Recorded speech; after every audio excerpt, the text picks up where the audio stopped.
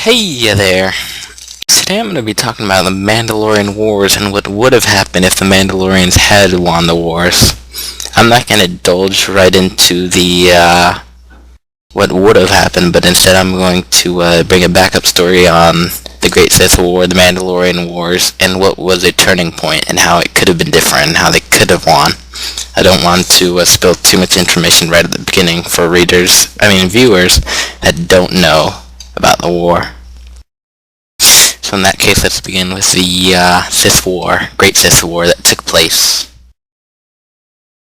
Before I go on, I'd just like to mention that what I'm going to be talking about, reading about, or even discussing about is usually based on what I've read on Wikipedia, what I've read in books, comics, and the final part where I discuss what could have happened is based primarily on my opinion and can be scrutinized. So don't take it too harshly, but I'm going to try and make it as best of an educated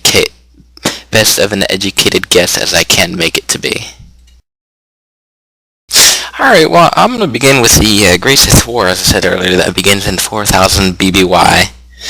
I think this is a good place to start with the Mandalorian Wars because it's kind of the prelude war that led up to the Mandalorian Wars and their intentions in the war.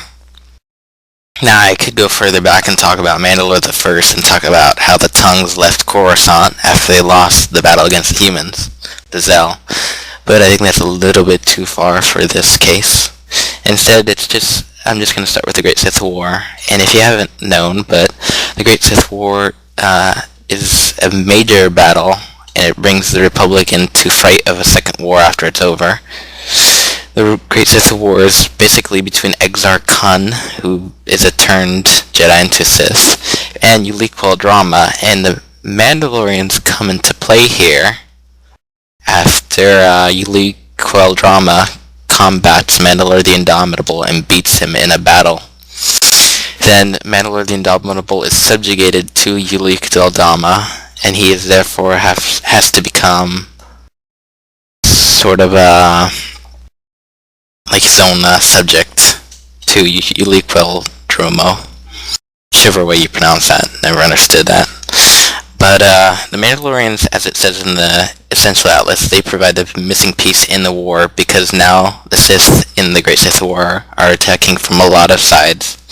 They're utilizing their Mandalorian Crusaders, they're utilizing the Krath Holy Crusade, and they're utilizing the Sith to do most of the attacks.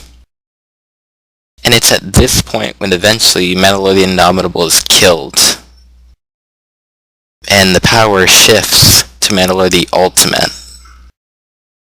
Now it's at this point that Mandalore the Ultimate takes the reins of the Mandalorians and begins doing his crusades in the Outer Rim and the Unknown Regions and stuff like that. And a lot of people don't realize that Mandalore was sort of brainwashed by the Sith Emperor into goading the Mandalorians into fighting the Republic so they could test the strength of the Republic. Now, if you don't know, but the Sith Emperor actually has a hidden Sith Empire in the Unknown Regions far out in the galaxy. So now to do a brief overview of the Mandalorian Wars, the Mandalorians began to push the Republic on its borders and conquering it, eventually pushing through 3/4 of the galaxy. There's a lot of scrutinization as to what is the date that the war began. And there's basically the False War, which is when the Republic does nothing to stop the Mandalorian assaults on their Outer Rim worlds. Now, after a myriad of wins, the Mandalorians seem on the verge of winning the war as they begin to approach the core worlds. It's at this point that Revan takes hold of the Republic naval fleet and begins to push the Mandalorians back.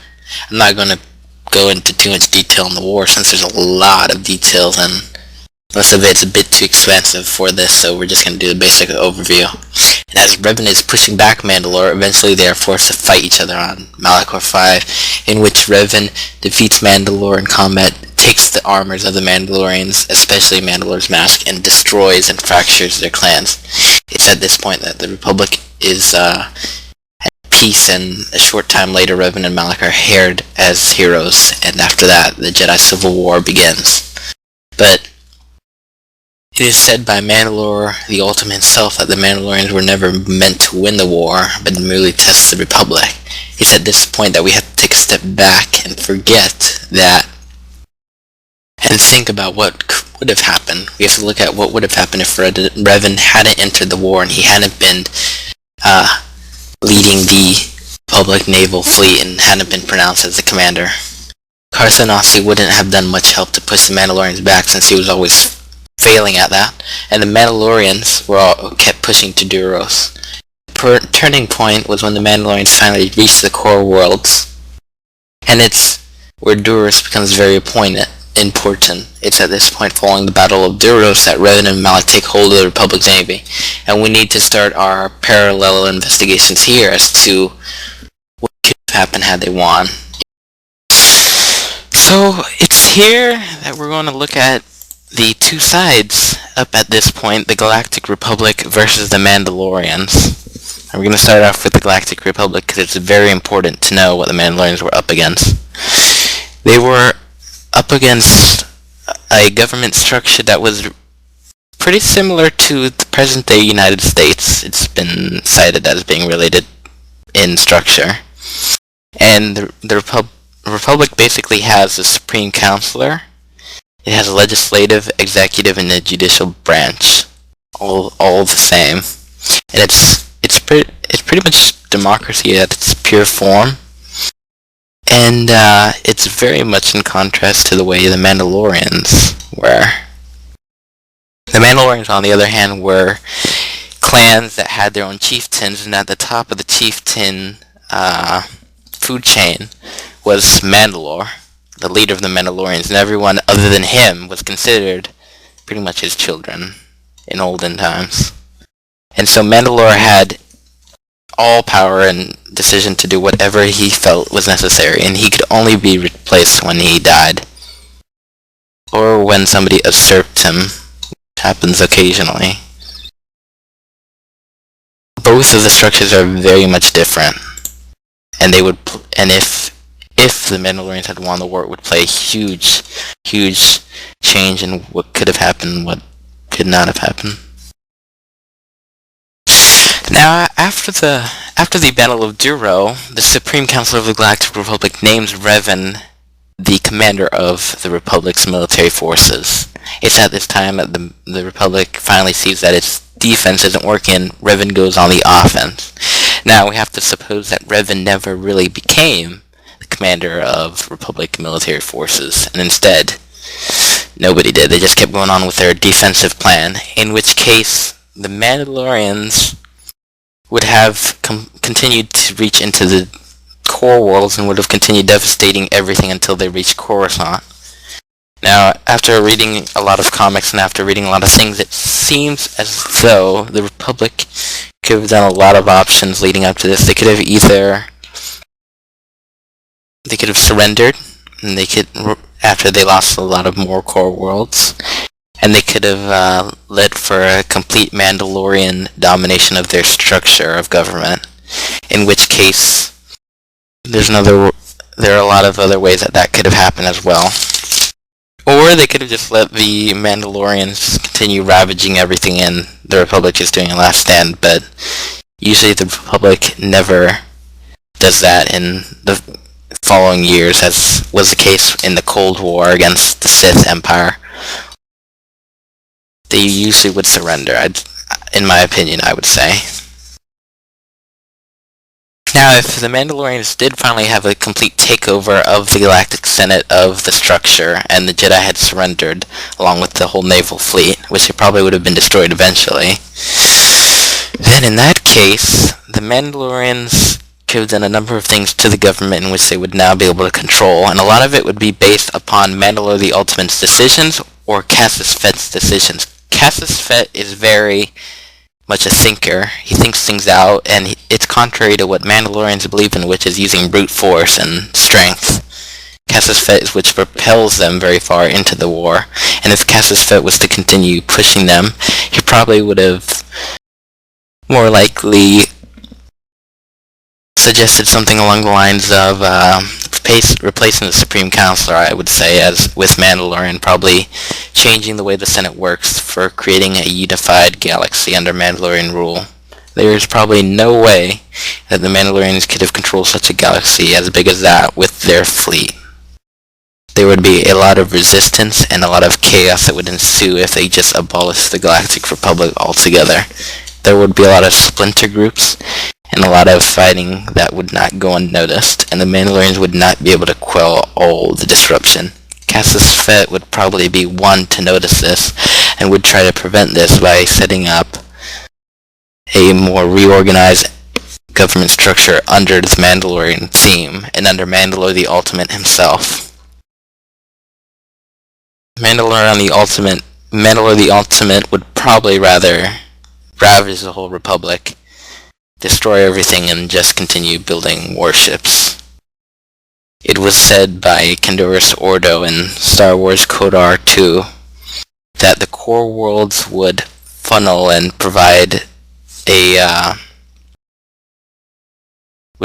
surplus that would be required to continue funneling their warships, and that's what they did at Duro as well.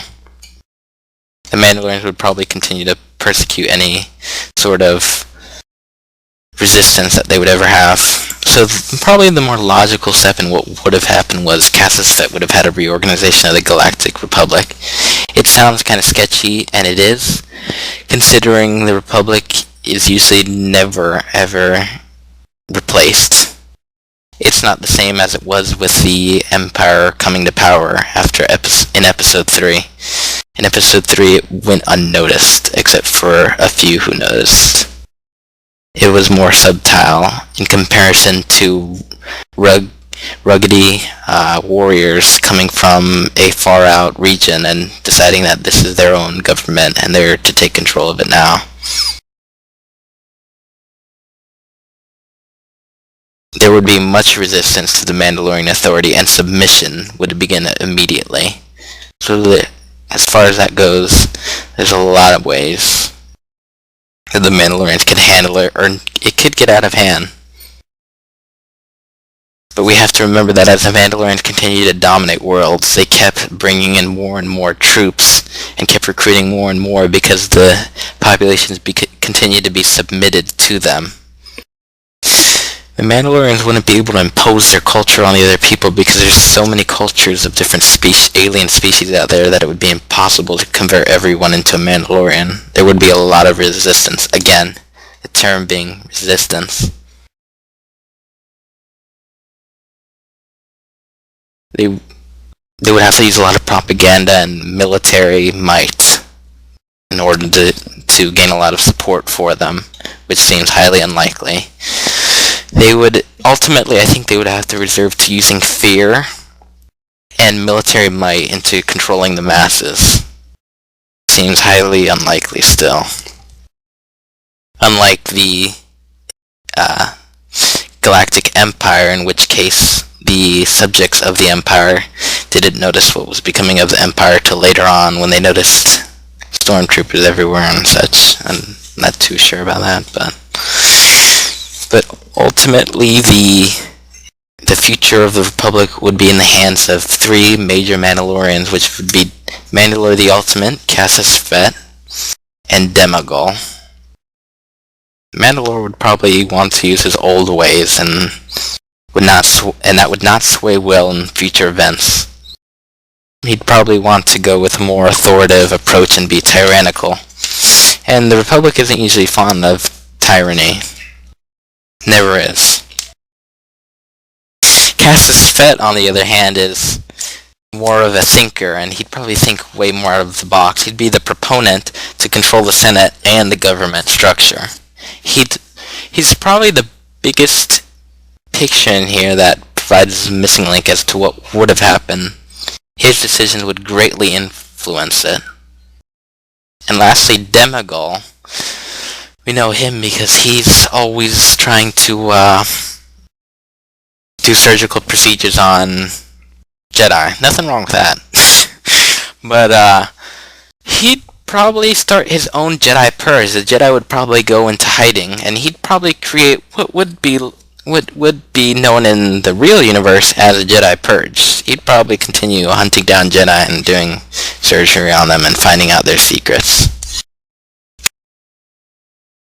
But all in all, after investigating what could have happened and the final outcome of things, it seems unlikely that the Mandalorians would be able to control such an expansive region of space that they've conquered. They could always just stick with the territory that they have in the far regions where they have Mandalore and the planets that they conquered, like Basilic and stuff like that. But their intention in the war were to pretty much decimate the entire Republic and their Jedi. So it's unlikely that the Mandalorians would just stop there. That could actually be another option where they, in fact, don't even try to do a government structure change and just leave the Republic in chaos and just return back to Mandalore. The planet Mandalore is what I'm referring to, and just continue subsiding there and continue building warships. Seems kind of like a dull life because Mandalorian lifestyle results around war and fighting off greater opponents, and it seems as if they conquered everything, the entire Galactic Republic, then there wouldn't be anything else to conquer. It would be like everything that they had ever wanted to conquer. It would have been their last battle that they ever would have seeked. They would have finished their own prophecy, and that would be the end of the story. Malachor 5 would not have been the ending. The chaos that would ensue would greatly influence galactic events. It doesn't fit right with the universe of Star Wars that the Mandalorians would actually win the war.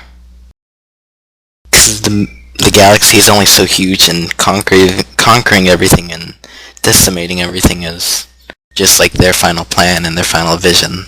And in some ways they would have finished their prophecy. But the biggest thing to remember in the galaxy is there's trillions and trillions of people out there.